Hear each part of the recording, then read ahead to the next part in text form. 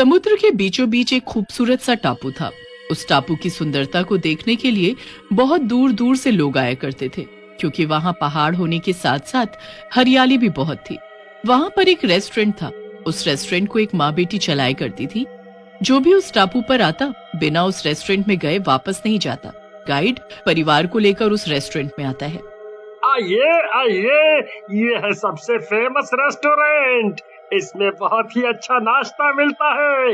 इसको अगर आप एक बार खाएंगे तो जब भी घूमने आएंगे यहाँ खाने जरूर आएंगे।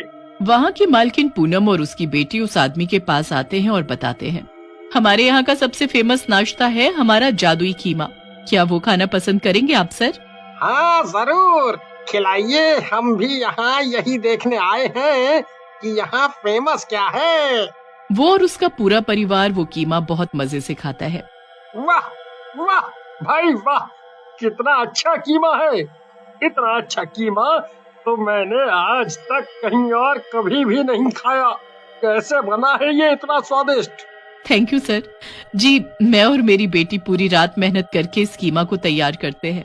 बहुत टाइम, मेहनत और प्यार से हम इसको बनाते हैं और आप लोगों को देते हैं। अच्छा लगा ना आपको? हाँ, बहुत अच्छा है। ये रहा आपका टिप। थैंक यू सर, और आप फिर जरूर आइएगा। Bye bye. जी बेटा, मैं जब भी यहाँ आऊँगा आपके रेस्टोरेंट में ये कीमा जरूर खाने आऊँगा। इतना बोलकर वो आदमी वहाँ से चला जाता है। ऐसे ही उनका रेस्टोरेंट टापू पर बहुत फेमस हो जाता है और लोगों को बहुत अच्छा लगता है। उनके साइड में एक और रेस्टोरेंट होता है जिसका मालिक शेखर पूनम और उसकी बेटी से बहुत जलता है, क्योंकि सस्ता देने के बाद भी उसके रेस्टोरेंट में कोई नहीं आता। उसके रेस्टोरेंट में इतने लोग क्यों आते हैं? वो ऐसा क्या देती है जो हम लोग नहीं बना पा रहे हैं? उनका रेस्टोरेंट हमारे वाले से कितना छोटा और नॉर्मल सा ही है, फिर भी उनके रेस्टोरेंट के बाहर लाइन लगी रहती है। ऐसा क्या खास है वहाँ? जी मालिक, वो बहुत ही स्पेशल तरीके का कीमा देती है जो हम लोग नहीं बना पाते हैं, और उसकी रेसिपी भी वो किसी से नहीं बताती है। जाने क्या डालती है उसमें, पर वो सच में जादुई कीमा लगता है, बहुत ही टेस्टी। बस चुप कर। तू उसके यहाँ काम करता है या मेरे यहाँ, जो उसकी तारीफ करता ही जा रहा है मेरे सामने? चल, अपने कीमा पर ध्यान दे। बड़ा आया, बहुत अच्छा कीमा बनाती है। लेकिन शेखर के दिमाग में पूनम की रेसिपी ढूंढने का सुझाव आता है और वो सोचता है कि क्यों न रात में जाकर देखा जाए कि पूनम और उसकी बेटी कीमा में ऐसा क्या डालते हैं जिससे उसका कीमा इतना स्वादिष्ट होता है। आज रात को मैं पता लगा कर रहूंगा कि आखिर ये दोनों अपने कीमे में ऐसा कौन सा मसाला डालती हैं जो मेरा कीमा फीका लगता है लोगों को। इतना बोलकर शेखर समुद्र किनारे जाकर रात होने का इंतजार करता है। चलो, रात हो गई है, जाकर देखता हूँ कि वो कीमा कैसे बना रही है। अब तो सब सो गए हैं, कोई ध्यान भी नहीं देगा। जैसे ही वो पूनम और उसकी बेटी के रेस्टोरेंट में पहुँचता है तो देखता है कि वो दोनों मिलकर मसाला तैयार कर रही होती हैं। मसाला तो ये मैं भी इस्तेमाल करता हूँ, बिल्कुल एक सा ही तो कर रही है, तो इसमें क्या अलग करा है इन्होंने? देखता हूँ किसका गोश्त बनाती है ये। तभी बहुत तेज आवाज के साथ वो दोनों वहाँ से कमरे की तरफ चल पड़ते हैं। शेखर उनकी दूसरी खिड़की की तरफ जाकर देखता है कि उन्होंने टापू पर रहने वाले एक शराबी को बांध कर रखा हुआ है और अचानक वो दोनों भयानक चुड़ैल का रूप ले लेती हैं।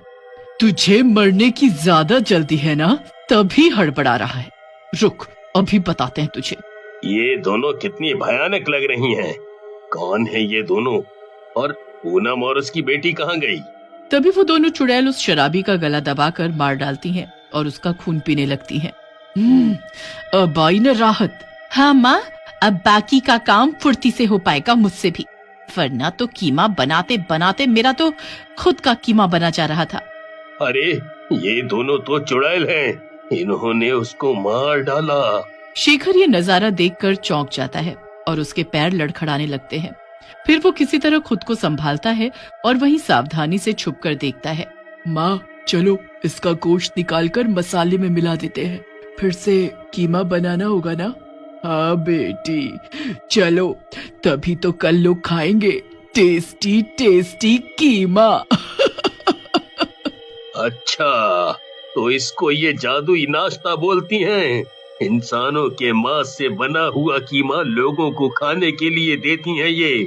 मुझे ये सब लोगों को बताना होगा, और तभी इन्होंने शराबी को चुना होगा, क्योंकि उसके बारे में कोई पूछेगा नहीं, इसीलिए चुपके चुपके अपना काम करते रहेंगे।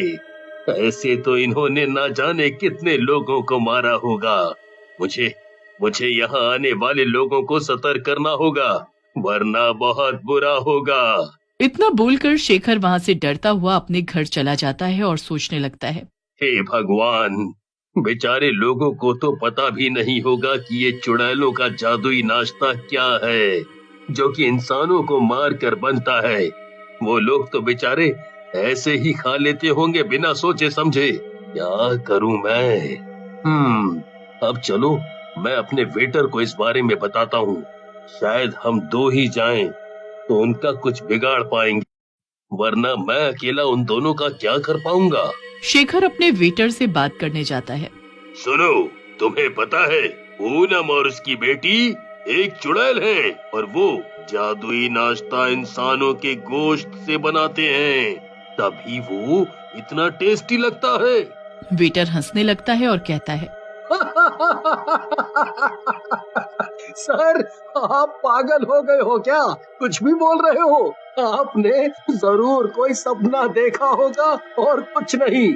और अगर लोग मरते तो क्या बाकी लोगों को पता नहीं चलता क्या? बिना शेखर सर। अरे मैं देख कर आया हूँ, वो उन्हीं लोगों को मारती है जिनके बारे में कोई खोज खबर लेने नहीं आएगा। मेरी बात मान, हमें लोगों को बचाना होगा, सबको बताना पड़ेगा।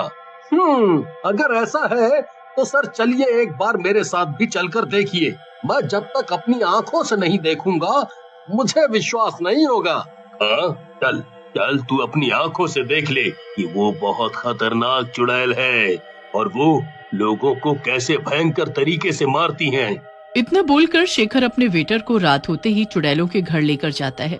पर इस बार चुड़ैलों को इस बात की भनक लग जाती है कि कोई उन्हें देख रहा है या कोई उनका पीछा कर रहा है, तो वो दोनों काम करने का नाटक करती रहती हैं। बेटा तू मसाला तैयार कर, तब तक मैं जरा बाहर से घूम कर आती हूँ गोश्त लेकर। ठीक है माँ, अभी करती हूँ। तू यहाँ खड़ा होकर देख और बाद में मुझे समंदर किनारे मिल, क्योंकि अगर हम एक साथ देखेंगे तो शायद वो लोग हमें पकड़ लें और हम एक दूसरे की मदद नहीं कर पाएंगे। जी ठीक है, मैं यहीं रहता हूँ। और वो वहाँ से उनको देखने लगता है, लेकिन पूनम को वेटर की आहट से अंदाजा लग जाता है कि उसके घर के आसपास कोई है, और वो धीरे से चुपके से वेटर के पीछे भयानक चुड़ैल रूप लेकर खड़ी हो जाती है। इस बात की वेटर को भनक भी नहीं होती कि चुड़ैल ने उसे घेर रखा है। सर भी ना फालतू की बात करते हैं। पूनम की बेटी तो अभी मसाला ही बना रही है और वो भी हमारी ही तरह तो कर रही है, लेकिन गोश्त कहाँ है? दिख ही नहीं रहा है और ना ही कोई आदमी दिख रहा है, और ये तो लड़की ही है, कहाँ चुड़ैल है? सर सच में पागल हो गए हैं। गोश्त तो अब मिला है ना मुझे, तो तुझे पहले कैसे दिखाई देगा? हाँ? वेटर जैसे ही पलटकर देखता है वो दंग रह जाता है। मुझे माफ कर दो, मुझे माफ कर दो। मैं तो शेखर सर के कहने पर यहाँ आया था। मुझे नहीं पता था कि तुम लोग क्या करती हो और क्या नहीं। मुझे जाने दो, मुझे कुछ मतलब भी नहीं है। तुम लोग जो चाहे करो। चुड़ैल उसकी पूरी बात भी नहीं सुनती और उसको मार डालती है। फिर उसको खींचकर अंदर ले जाती है। इसी की भनक लगी थी मुझे, ये हमें देख रहा था। आज इसी का कीमा बनाएंगे। हाँ माँ ठीक है, मजा आ जाएगा। ये सब शेखर देख रहा होता है। उसने ये सब फोन में रिकॉर्ड कर लिया था। ये मैंने क्या कर दिया? मेरी वजह से वेटर मारा गया। मुझे उसको लेकर नहीं आना चाहिए था। मेरी वजह से इसकी जान चली गई।